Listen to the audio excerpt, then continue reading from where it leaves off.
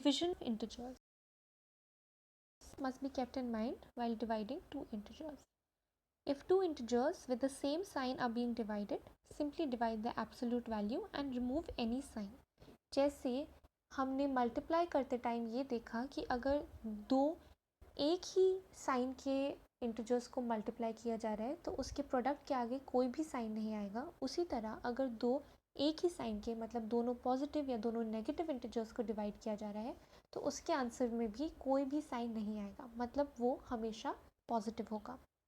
Secondly, अगर हम two integers को ऐसे डिवाइड करते हैं कि एक पॉजिटिव है और एक नेगेटिव है तो उसका जो क्वोशंट आएगा या उसका जो आंसर आएगा वो हमेशा नेगेटिव होगा. उस आंसर के आगे हमेशा एक माइनस साइन होगा. जैसे हमने यहाँ एग्जाम्पल लिया है, अगर हम -45 को डिवाइड करते हैं 5 से तो इसमें 45 नेगेटिव है और 5 पॉजिटिव है, तो इसका जो आंसर आएगा वो आएगा -9, मतलब हमारे आंसर के आगे एक नेगेटिव साइन होगा.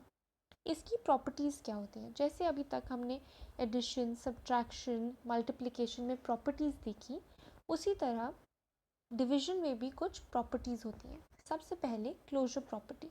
हमने देखा कि मल्टीप्लिकेशन, एडिशन और सब्ट्रैक्शन में हम चाहे कोई भी ऑपरेशन इंटीजर पर करें, हमेशा उसका जो आंसर आएगा वो एक इंटीजर ही होता है. लेकिन डिवीजन में ये प्रॉपर्टी फॉल्स हो जाती है, डिवीजन में ये प्रॉपर्टी नहीं होती है.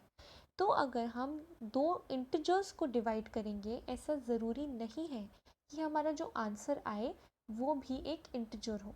एग्जाम्पल में अगर हम -20 डिवाइडेड बाई 8 करते हैं तो उसका आंसर आएगा 2.5, -2.5. लेकिन -2.5 एक इंटीजर नहीं है, इसलिए हमको पता चलता है कि क्लोजर प्रॉपर्टी डिवीजन के लिए फॉल्स है. Commutative property. Integers can not be divided in any order. इसका जो ऑर्डर है वो हम चेंज नहीं कर सकते हैं क्योंकि उससे हमारा आंसर भी चेंज हो जाएगा. तो अगर हम -20 डिवाइडेड बाई 8 करते हैं, हमारा आंसर आता है -2.5. लेकिन अगर हम 8 डिवाइडेड बाई -20 करते हैं तो हमारा आंसर -0.4 आता है. इसका मतलब हम डिवीजन में इंटीजर्स का ऑर्डर चेंज नहीं कर सकते हैं. नेक्स्ट आता है एसोसिएटिव प्रॉपर्टी. एसोसिएटिव प्रॉपर्टी में हमने मल्टीप्लिकेशन और एडिशन में देखा था कि हम इंटीजर्स की ग्रुपिंग या फिर उसका ऑर्डर चेंज कर सकते हैं, लेकिन डिवीजन में ये प्रॉपर्टी नहीं होती है.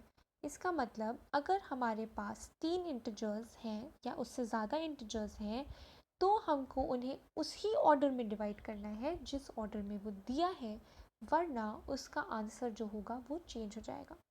तो इसमें एग्जाम्पल देखते हैं. हमने दिया है 8 डिवाइडेड बाई -4 और उसके बाद हमने उसको c यानी कि 2 से डिवाइड किया है, तो इसका आंसर आएगा 8 डिवाइडेड बाई -4 -2 डिवाइडेड बाई 2 -1. लेकिन अगर हम इसकी ग्रुपिंग चेंज कर दें, मतलब अगर इसमें हम b डिवाइडेड बाई c पहले करें तो इसका आंसर आएगा 8 डिवाइडेड बाई -4 डिवाइडेड बाई 2.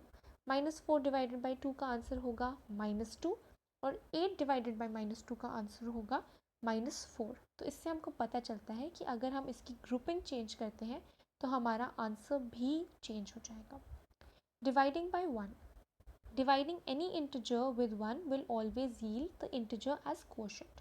अगर हम किसी भी इंटीजर को 1 से डिवाइड करते हैं तो उसका आंसर हमेशा वो ही इंटीजर आएगा.